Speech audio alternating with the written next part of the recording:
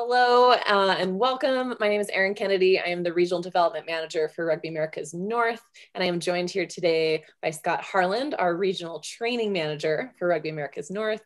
And today we're going to go through a development guide for rugby match officials, which is a new resource that we have out for the community, all about developing our match officials for the game. Very excited to be chatting about this, Erin, and what a great product to put together. Really important. You know, in developing this resource, it's really about providing that perspective from a new referee or a new match official coming into the game, which I think can provide a nice alternative perspective from maybe those that have been involved for a lot longer, like yourself. Well, and I've been refereeing far longer than anyone wanted me to. But I think it's really important to have this resource from these two perspectives, because you managed to get out there a few times, but you know very well what it was like being, kind of raw and in this awkward place. Yeah. And I know what it's like being in an awkward place, even with experience. So I think those perspectives, and what we're seeing is so many people have that challenge. And when they're trying to build the rugby community and the refereeing groups, how do they overcome some of these issues that make it hard to get referees or chase them away? Exactly. So that's exactly what we tried to do, is take a lot of those different things, like some of those fears and challenges in the beginning of the development of a match official, as well as some ways to get more people in the door, like recruitment, how to retain them. So I think it's going to be a really good resource for the community, and hopefully they'll be able to use it to improve match official development in their own countries. So should we jump into it? Let's go. Let's have a look. All right. I wanted to highlight in this first section, really understanding the challenges, which I think, when we have different communities, whether it's a union, it could be a club or a program in the community, to really understand what some of those fears are for a new match official coming into the game. And this section is really about that. And I think once you understand those challenges, then you can overcome them, of course. So I think highlighting in here for me is really just about what are new referees going through, what's going through their mind, how are they feeling, and how can we make them a little bit more comfortable when they come into the game. Mm-hmm. And I like how you touch on that. It could be a culture that they have within their particular community or area. It could be all kinds of other reasons that could be a barrier to recruitment. It's hard to get over that line. It's hard to say, yeah, I might want to know about refereeing, but actually pick up the whistle and put me in the middle. A lot of people bow away from that. We know that much less than 10% of people who take a level 1 referee course go on to actually referee. Mm-hmm. So what are the barriers? It'd be great if we could ask them all, why aren't you? But sometimes we just let them drift off. So this is important to understand these early barriers. Absolutely. And then once you have that understanding, then you can move into how do we get more people in the door? Which I know we get this question a lot, which is, I don't have anyone volunteering to referee. How do I get more people involved in refereeing? So this next section really covers a lot of good ideas around that. It's a big part of the whole document, because I think recruitment and engaging ways to get people in and keep them excited and interested are very important. And it's the image we put out. I like that we touch on some of the important things. It's not just what we do to invite the referee, but what can the whole rugby community do to make refereeing look attractive? I think that's a very important point that's made here. Absolutely. And you'll see in the recruitment section, we break it down. So on this page, it talks a lot about getting creative with training and education. Typically we think you train a referee with a level 1 course, but there are actually a lot of other ways that we can provide that training and that education, whether it's for a small aspect of the game or, the whole role as a referee. So we start to break it down of, how does this all relate to recruitment? And it starts with some of that education very early on. And I know that's your wheelhouse, Scott, in that training and education piece. And there's a lot of valuable material out there. It's not just the World Rugby course, but there's a lot of online resources to find to continuously improve your referees. Training and education is kind of the easy part when you have them hooked and interested in getting better. That recruitment and getting them comfortable is where we find that barrier happens. And there's a lot of good ideas here to get over that. A bit more here on just, again, getting creative with your training and education, but also professionalizing it and making it feel really official, as well as some links to other resources online. A lot of great resources on the World Rugby Passport site, that are free resources for the community. So a lot of good links in here as well. The next parts of the recruitment section is really going to focus on where you're getting your match officials from. So, we talk first about focus on team trainings. So rather than asking the greater community to come and referee, go specifically to the community and focus on do an entire training for a team and get them some experience and how that might benefit you.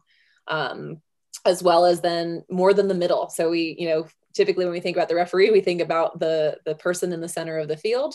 But we know that this, match officiating is made up of many, many individuals who contribute. So I think this is going to be, this is a game changer for me. Scott, maybe you'll agree, of just kind of focusing on more than just that middle position and getting people started maybe at a lower level or a half step below that kind of big, scary referee position that not many people want to step immediately into, but this is a great half step into that. I think it's a step, both a half step up and a half step down. I think we see the pathway as refereeing as start off as not a great referee at low level games and keep refereeing to better level games as far as you can go, and then gradually drift back down. But that's all the refereeing in the middle. There are so many different avenues of pathway, and coaches of match officials, mentors, substitution controller. There's lots of ways to support a game as an official.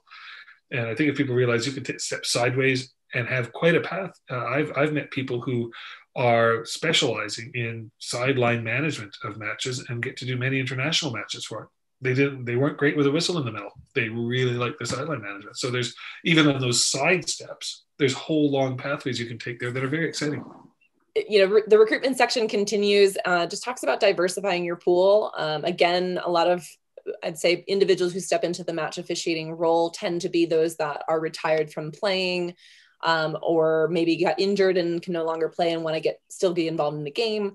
But this talks a lot about some different populations, different audiences that you can target, who can be really great match officials, and just diversifying, like I said, diversifying your pool a little bit on where we're seeking out those new referees. Yeah, exciting to see there. And if anyone does have really young officials get started in the game, we'd love to hear about them, because we want to applaud them and make it show everyone else that this is a model to follow, and young people can referee well. Absolutely. So after we talk about recruitment, we then, once we have people in the door, we want to make sure we keep them there. So the next section talks a lot about retention. So how do we keep people in the game, particularly in these roles? And it addresses things like culture. If you look in your community, there's probably a culture around refereeing and match officiating, and think of how that's having an effect on your development overall. But it talks a lot about culture and introducing some like introductory level practices, things like, speeches that referees can give to the teams on the field, or shirts or things that they can wear that just indicates, hey, I'm in development, I'm learning, and that allows the community to support them in that. Yeah, I think there's a lot of valuable stuff here, both in terms of what the Referee Society can do to strengthen that new experience, but also how we can work with the community and make the community better at accepting it. I think it's important to hit both of those drums. Okay. And more of the training and education ideas of mentoring and shadowing and some of the tips there. I think good referee societies and educators of referees know some of these tricks, but we hope there might be some new ones here. And if anyone else has great ideas they've used, we'd love to hear them. Yeah. Well, and I guess the one thing to mention quickly about feedback is that it's the avenues that referees get feedback are often negative.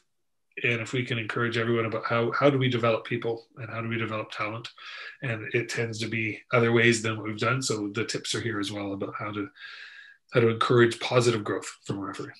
And we've broken it down by each kind of input that the referees are working with. So whether they have a mentor, a coach that they're working with, the actual union or the referee society that they're a member of, the teams, both players and coaches, and match officials themselves. So I think there's a recommended way to kind of structure that feedback and keep it very positive and encouraging. That's going to aid in that development. I do want to talk about this section because I don't think we highlight our match officials enough. I think, when you see pictures from a game or the highlights, it's always focused on the players. And I think we need to highlight our match officials a bit more. I think that's going to be it's going to be massive, not just to appreciate the work that they're doing on the field and showcase their development, but then also provide some role models for other younger and newer match officials coming up, that these are positions or people that they can aspire to. So I'd love to see some more communities really jumping on board in this area. Great idea, Aaron. Great idea. And for example, we see, player highlights all the time. Here's this player doing a great play, a great tackle, a great sidestep, a great run, scoring the try. But when we say, this ref gets the, award of the year for our favorite ref, or any kind of accolade, when do we show videos of to award a try, right? Being really well sighted, making a sharp, instant decision about a forward pass or not, or about an offside or not, about helping players, follow the law. So the document finishes up with just what are those next steps? So these are all really great ideas, but how do you actually implement them in your community, in your referee society, in your rugby union? And this section really talks about, how do you build that plan? And I think too often we don't have a plan for match official development. So I think even just getting some ideas down on paper and how your group or your community may be able to implement that is, truly, that's, if you don't have a plan, then you can't really execute on that. So I think this is going to be a great section on just talking about what are some of the things that we can put in place, and then how can we actually execute on that. And of course, there's contact information for us because, as Scott mentioned, we want more ideas on this and in this space. So if there's stuff that's happening in the community that's working really well for match official development, that's something that we can add on our website with this resource that can help other communities as well. So you have our contact information and this resource as well is available on our website at rugbyamericasnorth.com. And for our Spanish-speaking communities, este recurso pronto estará disponible en español en nuestro sitio. So it'll be available very soon, so you can check that out in Spanish as well.